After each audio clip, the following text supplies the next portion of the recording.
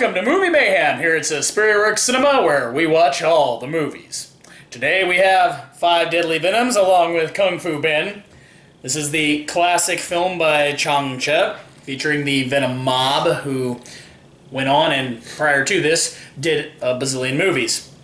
If you don't know, they were a troupe that all went through the Peking Opera House together when they were young, and got into the Shaw Studios, made several movies by themselves, and this was the first time they all got together under the direction of Chang Cheh. If you don't know about the Peking Opera House, I highly suggest watching Tsui Hark's Peking Opera Blues. It's a really good drama, kind of demonstrating what they go through there, and part of what makes them unique as actors. If you know, Jackie Chan, Sammo Hung, and Yuen Biao also went through the same thing, and basically, 2 decades later, and, similar type results. So, this is the Dragon Dynasty Blu-ray, so obviously it looks much nicer than most of the DVDs that we get. I haven't watched this movie in a while. Yeah, it's been a long time. So, the choreography is fantastic, as would be expected. Fight scenes are all absolutely awesome. It's worth noting that the quality of it with the Blu-ray, the remaster of this was, it was superb. It was great, and to the point where some of the times the HD would actually have problems, as it does with HD in a lot of things. You see the lines of their little hair makeup. You could see all their makeup, and but still very good quality. So we're gonna dive into the film itself. The first thing that been pointed out here was the music. So we noticed there was kind of a familiarity with me, and when listening to some of this, and then when they got into some more of the dramatic parts, they had this really kind of orchestrated soundtrack to it that I swear just rang a bell somewhere, and I'm like, I swear I've heard that before. And then about the second or third time that they used it somewhere in the movie, it finally clicked that it was the opening credits music from Monty Python and the Holy Grail.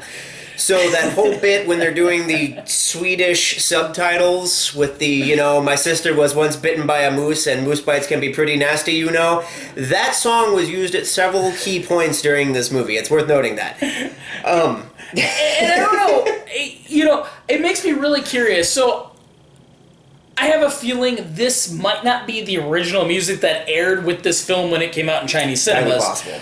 I don't know if we could ever be able to even get that version of the film, of course, because it's since been, dubbed over and anglicized. Right. And various distributors would slap different music over the soundtracks. Right. But it's still really funny to watch it and hear Monty Python music playing. And it's worth noting that Monty Python, we did double check, did come first. Monty Python came out in 1975, and this movie came out in 1978. So the Monty Python movie was first. Now, with all your Shaw films, even with a director like Chang Cheh, he was cranking out anywhere from 3 to 4 movies in a year. Now, as a director, that's a brutal workload. That's true. So, having the talent of guys like the Venoms helps with the choreography, because they do a lot of their own fight choreography. Mm-hmm. So that kind of cut it down. However, the dramatic parts, I think, suffer a little bit when you're watching them from an analytical point of view. So the story of the Five Venoms are the bad guys. The Venoms are like a house mob that are notorious. The old master dies and wants to redeem the name, so he sends off the 6th Venom to assist in recovering treasure to donate it to charity. Yes. We never know what the treasure is. It's probably a human soul or something, but they've never explained that. The charity gets in and goes, I don't know what to do with this. And then and so it's a whole mystery of who's what Venom, and there's some interesting misdirects, but there was a few times during the movie where you just had that feeling of, what the hell is happening right now? Yeah. I know that guy's doing something, but why? Yeah, and so they play it off at the beginning that you're kind of unsure as to, because the master says, well, we don't know which of the Venoms are the bad guys. And so they kind of portray all of the Venoms equally at the first, at least all the ones that you're suspected of being the Venoms. And so you're kind of like, okay, well, we don't know which one's what. And eventually they did a nice misdirect with Gecko was kind of a dick in the beginning. He was a dick at the beginning, and so that helps you think, oh, he's the bad. No, actually, no, but he's not. And then so then they then there's a murder mystery that kind of got thrown in there where the snake venom and the centipede venom go kill an old man and try and recover that's hiding the treasure.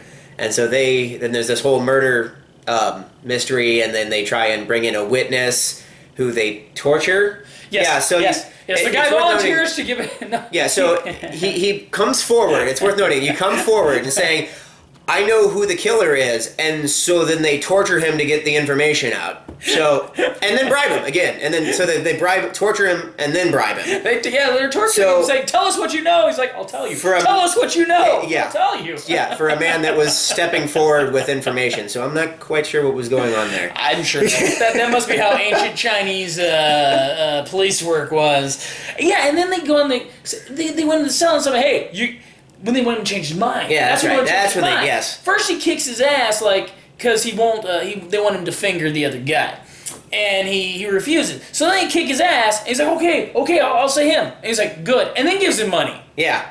And then bribes him going, that's good, and we'll do that. And you're like, no, you usually, either beat him up or bribe them, not both. So, yeah, I mean, again, getting a little picky with a kung fu film. But I guess in the film's defense, it has enough depth, political intrigue, and shit going on that you have something to be picky with. That's true. Yes. This was not my master is dead, I'm angry. Yeah, this was not a brainless kung fu film. So, I mean, this was actually one with some intrigue and some drama, and there were, it's true that, honestly, until probably probably like the last 15 minutes of the movie, we didn't know who the fifth Venom was. Right. And you had ideas. We had ideas, but it wasn't revealed until that, so there was still some drama around that, and it actually was pretty well done as to hiding his identity. So that was pretty good. It's kind of like when you're almost waiting, when you sit down and watch a kung fu film, there's so much of a stigma. You're waiting for the... You killed my master. Right. And there's just kung fu fighting the entire movie with no plot. So when you get it, and as he said, less Game of Thrones, more kung fu. Yes. And you're not ready for that. So if you're looking for a trashy, shitty kung fu movie, this actually isn't it. Not that one. And that is kind of a common theme with most of Chang Cheh's films. He was tired of the, him from his old interviews, he was tired of the generic churning out the same thing, and he wanted to add more of a dramatic element and make these more serious films.